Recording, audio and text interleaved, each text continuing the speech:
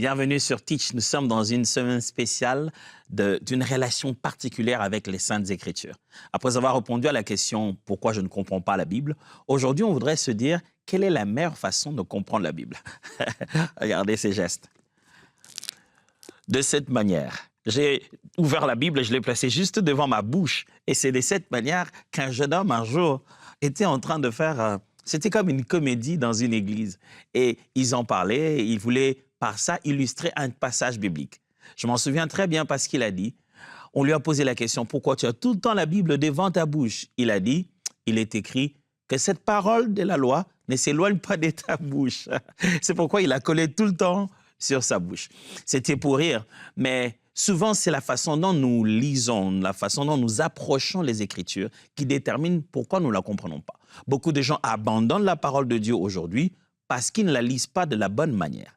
Alors, quelle est la meilleure façon de lire la Bible? Donc, let's teach. Grandissons ensemble. Dans Actes des Apôtres, chapitre 17, les versets 11 à 12, voici ce qui est écrit. Ils y trouvèrent des gens à l'esprit plus ouvert que les Juifs de Thessalonique et qui leur témoignèrent des meilleurs sentiments. Ils accueillirent le message de l'Évangile avec beaucoup d'empressement. Chaque jour, ils étudiaient les Écritures pour vérifier si ce qu'on leur disait était conforme à ce qui était écrit. Aussi, beaucoup d'entre eux devinrent croyants. Un bon nombre de Grecs parmi les gens influents de la ville, tant hommes que femmes, acceptèrent également la foi. Ici, Paul est en train de prêcher l'Évangile, le voilà par-ci, par-là, en train de prêcher la parole de Dieu, et il arrive à Thessalonique. Les Juifs qu'il rencontre là-bas ont des réactions très, très bizarres. Et il va de l'autre côté, à Bérée, il trouve ceux qui ont des sentiments nobles, qui écoutent, et j'aime ce que la Bible dit, ils accueillirent le message de l'Évangile avec beaucoup d'empressement. Chaque jour, ils étudiaient les Écritures pour vérifier si ce qu'on leur disait était conforme à ce qui était écrit. Mes amis, le contexte est encore le même. Ils écoutent Paul, ils écoutent Pierre, ils écoutent Paul, ils écoutent Barnabas, ils écoutent les prédicateurs et ils vont quand même, malgré cela, lire à nouveau l'Ancien Testament duquel ils ont tiré ces connaissances pour leur prouver que Jésus est le Messie. Ils vont eux-mêmes étudier. Souvent, on a tendance à placer l'idée de lire la Bible, comprendre les Écritures, d'étudier la Bible. On aime placer ça comme si c'était une façon de ne pas croire au prédicateur, une manière de le tester, de le soupçonner, de nous dire la fausseté. Non. Aller lire la Bible après qu'on ait enseigné à l'Église, ce n'est pas une façon de dire que votre pasteur ne vous enseigne pas bien. Non. C'est un être humain, gloire à Dieu. C'est d'abord dans le but que vous puissiez comprendre personnellement. La Bible dit qu'ils ont déjà reçu l'Évangile avec empressement. Mais malgré ça, ils sont allés lire, ils sont allés étudier eux-mêmes. Des raisons de mémoire. Il m'arrive moi-même ici, sur Teach, de dire une chose pendant que je pense à une autre, de dire un texte pendant que je pense à un autre, de placer un contexte pendant que c'était un autre. Ça existe. Notre mémoire peut nous tromper. Mais aussi, c'est parce que c'est pour que vous puissiez creuser vous-même la vérité. Pas chercher le mensonge qui serait dans le langage de l'enseignant, mais que vous puissiez vous-même vous approcher des vérités que le Seigneur a rendues disponibles pour vous. Eux, ils lisaient les Écritures. Donc, ils ont fait face à des obstacles intellectuels, ils ont déjà résolu ces problèmes-là. Ils pouvaient lire les Écritures. Quand nous allons étudier la Bible, quelle est donc la meilleure façon de lire? Je ne veux pas ici donner des instructions de linguistique, de grammaire, de conjugaison, de lecture. Je vais plutôt placer les choses dans un contexte qui vous permet d'être le plus pratique et le plus pragmatique possible. Alors, à vos marques, prêts, partez. Premièrement, la meilleure façon, l'une des meilleures façons, parce que vous savez, même quand j'ai dit la meilleure façon, ce n'est pas pour en donner qu'une. C'est juste de dire que la meilleure façon de lire la Bible, c'est se poser la question sur la meilleure façon de la lire. Vous avez compris ça. Donc, il ne s'agit pas d'une seule façon, mais c'est l'approche, la réflexion en elle-même. Première chose, lire la Bible selon votre style d'apprentissage. Ouais, ça, c'est important. Nous sommes des êtres humains sur la terre. Il a été clairement prouvé que nous n'apprenons pas les choses de la même manière. La Bible est écrite, mais cela ne fait pas ne fait pas d'elle une chose facile à comprendre et facile à tirer la matière pour nous tous. Dieu qui nous a créés avec des habiletés d'apprentissage, de style d'apprentissage. Nous n'apprenons pas tous les choses de la même manière. C'est pourquoi nous allons à l'école, on ne réussit pas tous dans les mêmes cours, on n'est pas tous fans des mêmes cours. Il y en a ceux qui sont forts dans tout ce qui est linguistique, il y en a tous qui sont forts dans ce qui est mathématique. Ça encore, on serait dans le terrain des différentes formes d'intelligence. Mais rien que dans la façon de percevoir, de recevoir la connaissance. Il y a une information disponible, il y a quelque chose à savoir. Comment on sait? Dans notre tête, il semblerait que nous avons 4 façons, 4 styles d'apprentissage. Et dans ces 4 styles d'apprentissage, nous en avons toujours un qui est primordial, qui est le principal. Et puis le reste vient après. Voici ces 4 styles. Il y a ce qu'on appelle du visuel, puis ce qu'on appelle de l'auditif, puis ce qu'on appelle du kinesthésique et celui qu'on appelle de la lecture-écriture. C'est-à-dire de ceux qui lisent, qui apprennent en lisant, en écrivant. Pendant qu'ils en parlent, ils lisent aussi. Il y a des habiletés d'apprentissage visuel. C'est-à-dire on apprend par visualisation, des images, des vidéos, des diagrammes. Il y a des gens qui mettent mieux les informations dans leur tête, qui comprennent mieux ce qu'on leur dit quand on le leur montre. Je me souviens chez nous, une fois, j'ai surpris des sœurs de la famille. Ils étaient là en train de regarder un film dans une langue qu'ils ne parlaient pas. C'était des films d'origine nigériane et c'est des films dont les histoires vraiment mettaient en avant de faits chrétiens. Et ils ne parlaient pas anglais du tout. Mais ils suivaient le film. Ils étaient à fond, captivés, avec un silence impérieux. Tout le monde était calme et suivait. Et je me souviens qu'à un moment donné, l'une d'entre elles s'est dit « Ah non, mais ce monsieur, voilà, il est allé l'accuser vraiment. Maintenant, il va tout dire. » Je me dis « Est-ce que tu comprends s'il l'accuse? Dans quelle langue il accuse? Comment tu sais qu'il est en train de dire ce... » Et elle ne comprenait pas la langue. Pourtant, les faits qu'elle a racontés étaient vrais. Elle suit tellement avec ses yeux que ses oreilles comprennent. Il y a comme ça. Nous avons la capacité de percevoir de fois la connaissance rien qu'à travers les yeux. Ces personnes-là sont ce qu'on appelle des personnes qui ont l'habilité, le style d'apprentissage visuel. À travers ce qu'ils regardent, ça entre directement dans leur cerveau. Les yeux leur parlent. Mais il y a aussi les capacités qu'on appelle auditives.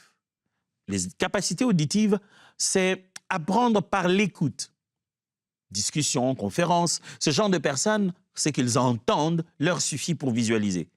Il ne faut pas seulement regarder, il faut entendre. Vous voyez quelqu'un qui est en train de regarder une vidéo dans laquelle on ne dit rien, mais sur les plateformes, vous voyez TikTok ou quoi que ce soit, il y a une vidéo sur laquelle on dit rien, on a mis un texte que les gens ont pu lire seulement. Mais on met quand même une musique de fond. Pourquoi? Pourquoi mettons une musique de fond dans une vidéo, dans une image, une vidéo sur laquelle on a écrit encore un texte? Vous vous souvenez de ça? C'est-à-dire, vous avez des trucs comme ça, n'est-ce pas, sur TikTok ou sur les autres plateformes. Une vidéo de quelqu'un qui dit presque rien, qui fait que faire de mimique et qui vous montre un texte qu'il a écrit et en fond sonore, il y a une musique. Il fait appel à vos différentes habiletés d'apprentissage parce qu'il sait qu'une fois que vous êtes dessus, vous n'avez pas la même vitesse d'apprentissage. Certains apprendront rapidement ce qui est écrit. Ceux-là sont de ce qu'on appelle lecture-écriture, qui apprennent en lisant et en prenant des notes. Et il y a d'autres qui, l'univers sonore le préparera à ce contenu. S'il met un son joyeux pour un texte qui est triste, cette personne n'arrivera pas à correspondre sa sensation avec sa lecture. Il y aura une contradiction. Quand ça va être quelque chose de triste, déjà la musique va triste parce que cette personne écoute d'abord ce qu'elle perçoit comme connaissance. Mais après, il n'y a pas que ceux qui sont visuels, auditifs ou ceux qui sont lecture-écriture. Il y a aussi ce qu'on appelle des kinesthésiques, que je venais de dire tout à l'heure, qui apprennent par l'action et l'expérience physique, parce qu'ils touchent eux-mêmes, parce qu'eux-mêmes participent. Ils les apprennent parce qu'eux-mêmes y ont touché. Eux-mêmes ont expérimenté cela. Le contact physique est important pour eux. L'expérience, le parcours, participer à l'information qu'ils absorbent leur permet de bien maîtriser ça dans la tête. Mes amis, on est en train de parler de quelque chose de sérieux ici. Il s'agit de la parole de Dieu. Qu'on veut que ça reste dans notre tête et ça aille dans nos cœurs et que ça demeure dans notre homme intérieur. Donc, nos habiletés d'apprentissage ici, nos styles d'apprentissage sont à prendre en compte. Si on se pose la question d'une information qu'on doit avoir, d'une matière qu'on doit prendre à l'université, on veut bien maîtriser ça. C'est pourquoi on met en valeur nos styles d'apprentissage. À combien plus forte raison en est-il de comprendre les Saintes Écritures? Ou du moins, au niveau humain, avant que le Saint-Esprit ne fasse son œuvre, son travail avec ce que nous aurons perçu, avec ce que nous aurons tiré, reçu. Alors, vous êtes auditif, apprenez en écoutant. Vous êtes visuel, apprenez en regardant. Vous êtes kinesthésique, apprenez en exprimant le mouvement. Vous êtes lecture, écriture, apprenez en prenant des notes. Ça signifie quoi, pasteur? Ça signifie que quand vous vous rendez compte que les informations les plus faciles, vous retenez mieux les choses parce que vous les écoutez, eh bien, je vous proposerai de beaucoup écouter votre Bible avant de la lire. Ou même après avoir lu votre Bible, il est encore mieux, après l'avoir lu, écoutez-la.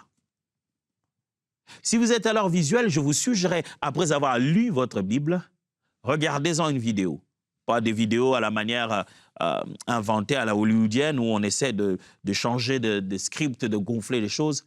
Lisez, visualisez des vidéos de films qui parlent de ça essentiellement. Quand vous pensez que vous êtes kinesthésique, imaginez et contextualisez les mouvements. Ne vous dites pas seulement Abraham s'en alla. Il est des fois peut-être important que pendant votre lecture, vous fassiez des 100 pas ou que vous soyez en mouvement. Quelque chose de votre déplacement physique contribue à la manière de retenir ces informations. Vous êtes alors lecture, écriture. Quand vous lisez, prenez des notes. Il y a des gens qui ne comprennent pas la Bible à 100%, qui n'arrivent pas à laisser pénétrer en eux les compréhensions des Saintes Écritures tant qu'ils ne prennent pas des notes. Ne trouvez pas ceux qui ne prennent pas des notes comme étant païens, qui ne sont pas sérieux avec les Écritures. Ne prenez pas non plus ceux qui prennent des notes comme étant les érudits de la parole de Dieu. Mais chacun de nous doit utiliser le style d'apprentissage qui lui permet de bien absorber la Bible. À partir d'aujourd'hui, dites-vous, je ne peux pas lire la Bible comme tout le monde. Je dois la lire d'après mon style d'apprentissage, en mettant en avant mon style d'apprentissage. Après que j'ai lu, comment j'apprends le mieux? C'est là que vous devez vous faire à vous-même l'examen, en vous disant, comment j'apprends le mieux?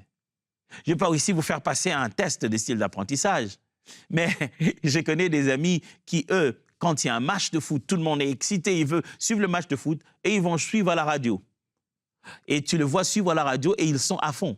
Wow, ils sautent. Donc, quand on parle, on commande. Le joueur, plus on commande, plus on explique ce qui se passe, plus il est surexcité, il est déjà levé de sa chaise, il est sur le point même de taper sur quelque chose. Pour lui, ce qu'il entend lui suffit. Il peut visualiser ce que lui-même veut. Il y en a d'autres avec lesquels on a regardé personnellement des matchs, parce que voilà, le match n'était pas reporté dans une langue que l'on connaissait. Alors, c'était dans une langue bizarre.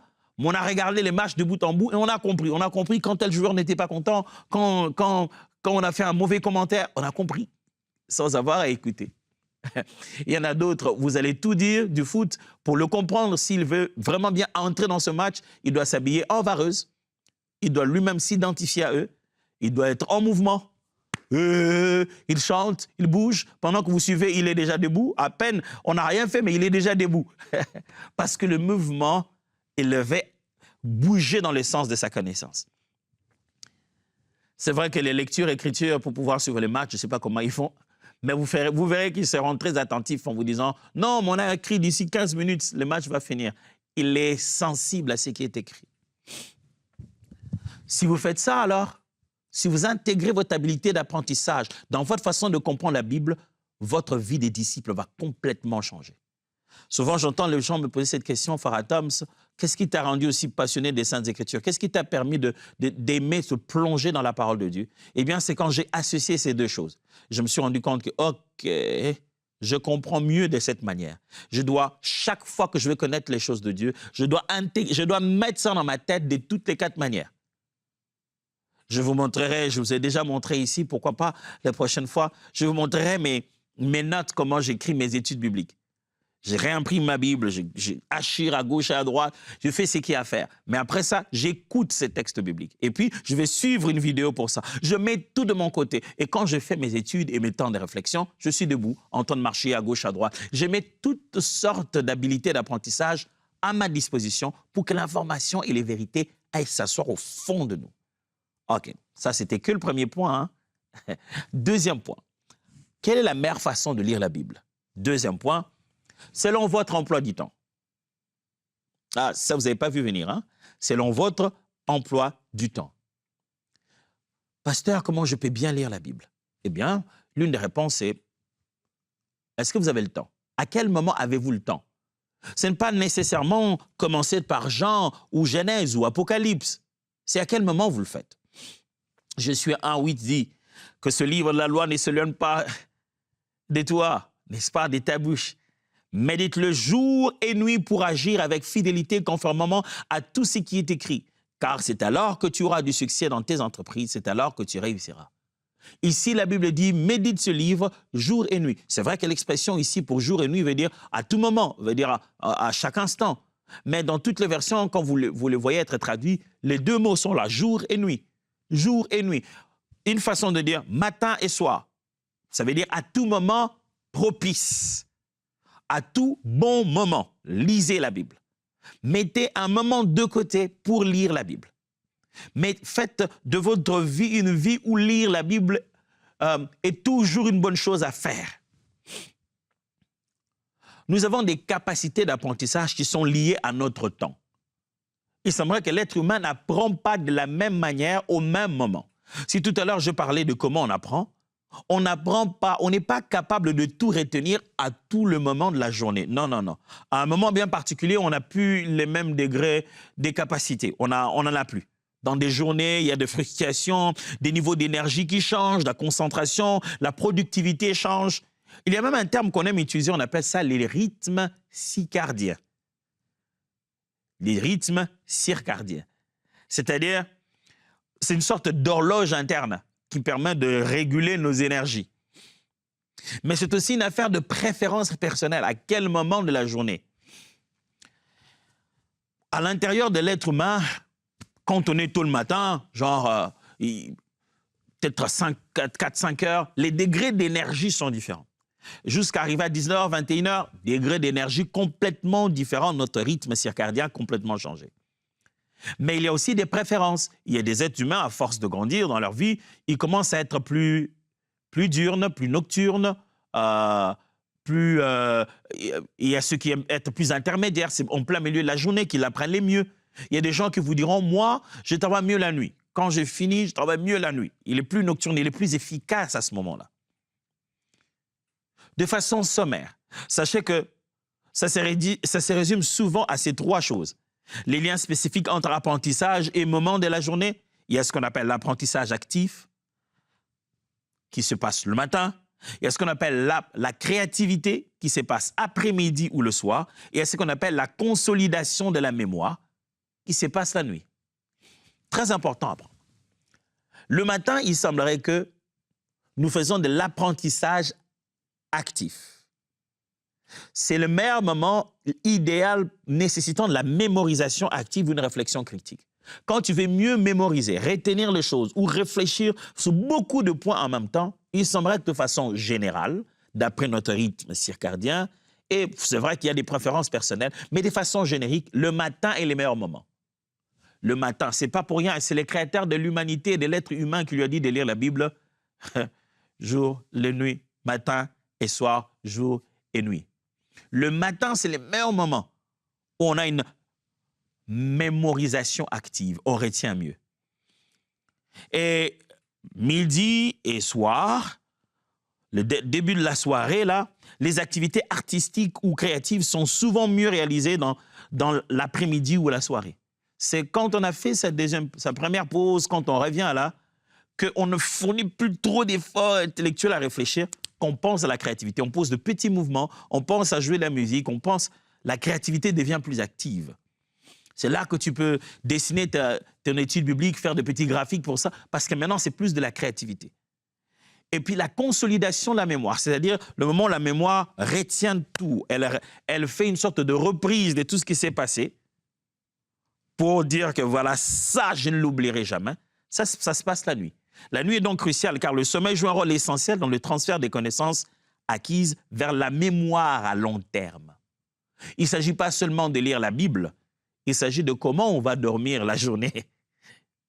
Parce que quand vous allez dormir le soir, comment vous allez dormir détermine ce que vous allez retenir de ce que vous avez lu.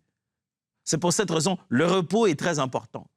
Prenez le temps d'aller vous reposer, de dormir de la bonne manière, parce que la mémorisation de ce que vous avez lu en dépend. Waouh, c'est vrai ça? Ah ben, c'est pas moi qui l'ai dit. La Bible recommande de lire la parole jour et nuit. C'est-à-dire que la lecture que je fais le matin, la lecture que je fais le soir, comme je viens de vous démontrer, ne va pas avoir le même effet sur ma mémoire.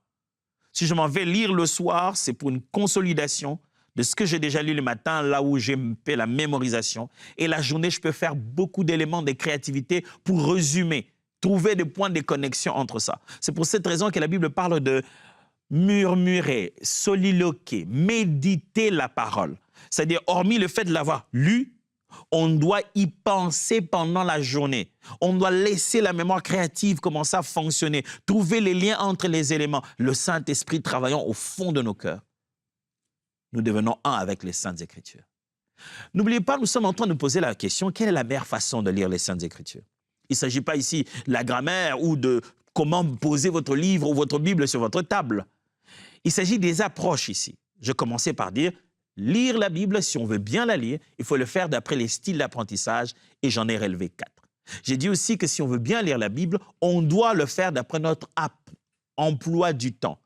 J'ai combiné l'idée selon laquelle notre capacité d'apprendre ou de comprendre dépend d'un moment spécifique de la journée. Ce que l'on fait le matin, la manière dont on étudie le matin, on ne comprend pas de la même manière à midi ou le soir. Et donc, il est préférable de concentrer une étude bien particulière à un moment bien particulier de la journée. Troisièmement, quelle est la meilleure façon de lire la Bible? Avec Jésus-Christ en tête. Tu veux dire quoi? Je veux juste te dire que quand vous voulez bien lire la Bible, vous voulez vraiment bien lire la Bible, c'est là qu'il est écrit. N'oubliez pas Jésus dans votre tête. Quand vous lisez, où que ce soit que vous tombez, tenez compte du fait que Jésus-Christ est venu, mort et ressuscité. Jean chapitre 5, versets 39 à 40 dit ceci. Vous étudiez avec soin les Écritures parce que vous êtes convaincus d'y trouver la vie éternelle. Or, précisément, elles aussi témoignent de moi. Mais voilà, vous ne voulez pas venir à moi pour recevoir la vie éternelle. Jésus parlait aux scribes, il parlait aux Juifs dans le livre de Jean. Il leur dit, vous sondez les Écritures parce que vous pensez trouver en elles la vie éternelle, mais c'est elle qui parle de moi. Mais vous ne voulez pas venir à moi pour avoir la vie éternelle. Il leur dit, ce que vous essayez de trouver dans la lettre existe déjà en tant que personne. La lettre vivante existe. Si vous ne voulez pas venir vers la lettre vivante, vous ne trouverez pas la vie dans la lettre. Et Jésus-Christ montre très bien que sans lui, la parole n'a pas de vie. Alors quand vous voulez vraiment la meilleure façon de lire la Bible, si vous êtes déjà chrétien, Jésus doit être dans votre tête. Souvenez-vous de Jésus. Si vous ne l'êtes pas, eh bien, il doit commencer à être d'abord dans votre cœur. Il doit d'abord devenir maître de votre vie. Quand je dis avoir Jésus dans la tête, ça veut simplement dire que toute l'interprétation des Saintes Écritures se base sur la venue, la mission et l'accomplissement que Jésus-Christ a fait. Il est donc le centre de toute interprétation. Romains chapitre 10, verset 4 dit « La loi devait conduire vers celui qui en est l'accomplissement, le Messie. Maintenant que le Christ a paru, le rôle de la loi a pris fin. À présent, la justice est donnée à tous ceux qui placent leur confiance en lui. » La Bible dit bien, la loi devait conduire vers celui qui en est l'accomplissement, à savoir Christ. Et quand Christ est apparu, le sort de la loi a complètement changé. Alors, vous ne pouvez pas lire ceci en oubliant que l'Ancien Testament menait à l'accomplissement de l'arrivée de la personne de Jésus-Christ. Vous ne pouvez pas lire tous ces livres en oubliant que c'est quelqu'un qui devait venir. Ces Écritures parlaient de la parole faite chair. Alors, vous voulez bien lire la Bible, ayez Jésus-Christ en tête. Vous voulez lire la Bible, ayez Jésus-Christ dans le cœur. Et enfin, comment mieux lire la Bible? Quelle est la meilleure façon d'aborder les Saintes Écritures? Après que je vous ai parlé de tenir compte de vos habiletés d'apprentissage, de tenir compte de quel moment vous apprenez et à quel moment il faut lire, et je vous ai demandé de tenir compte de la personne de Christ. Christ comme l'accomplissement de la loi, le début de la grâce. Christ comme parole faite chair, source de la vie éternelle, que tout le monde cherche dans la parole. Eh bien, la quatrième des choses, pour bien lire la Bible, il faut le lire dans le but d'obéir. N'allez pas lire les Saintes Écritures pour y chercher une façon juste de vous défendre ou un texte pour justifier une chose sur les réseaux sociaux parce qu'on vous a posé des questions. N'allez pas lire la Bible juste pour flageller les autres avec les Écritures qui les condamneraient mieux ou pour vous armer en vue de vous défendre dans les conversations avec les amis qui pour vous sont un peu trop religieux. Allez lire la Bible parce que vous voulez entendre Dieu vous parler avec autorité. Pas parce que vous allez débattre avec lui, mais parce qu'il va parler avec autorité. Et votre cœur va dire, oui, me voici Seigneur, fais de moi ce que tu veux. Jacques chapitre 1, versets 21 à 22 dit ceci. Débarrassez-vous donc de tout ce qui salit et de tout ce qui reste en vous de méchanceté. Accueillez dans un esprit humble et docile la parole implantée en vous, car elle a le pouvoir de vous conduire au salut. Seulement, ne vous bornez pas à l'écouter, traduisez-la en actes, sans quoi vous risquez de vous faire illusion sur vous-même. Frères, vous vous trompez si vous pensez que le niveau de votre connaissance des Écritures garantit votre relation avec Dieu. Vous vous trompez si vous pensez que les informations que vous avez mises dans votre tête, c'est tout ce que Dieu veut. Non, non, non, non. C'est lorsque vous aurez mis cela en pratique. Vous êtes dans une illusion si vous pensez que Dieu est juste content parce que vous êtes un grand érudit, pardonnez-moi, un érudit de la parole de Dieu. Ne vous dites pas que Dieu est juste content parce que vous pouvez citer vos versets les yeux fermés, avec précision de référence. Non, comme lui-même est parole faite chair, écriture vivante. De la même manière, il veut que nous soyons des Écritures, sa lettre vivante. Vous voulez bien la meilleure façon de lire la Bible? C'est de l'obéir, c'est en ayant dans la tête le but d'obéir. Je lis pour obéir. Je ne lis pas pour me armer, juste aller parler aux autres, pour faire de l'évangélisation. Non, je lis pour vivre. Alors, souvenez-vous, la meilleure façon de lire la Bible, eh bien, ce n'est pas une seule façon de lire la Bible. C'est à la fois tenir compte de ses habiletés d'apprentissage, tenir compte à quel moment de la journée, tenir compte de la personne de Jésus-Christ et être motivé par l'obéissance à sa parole. Il y a plus, certainement, mais ça, on va voir à partir de demain. Pour l'instant, Dieu vous bénisse et à demain.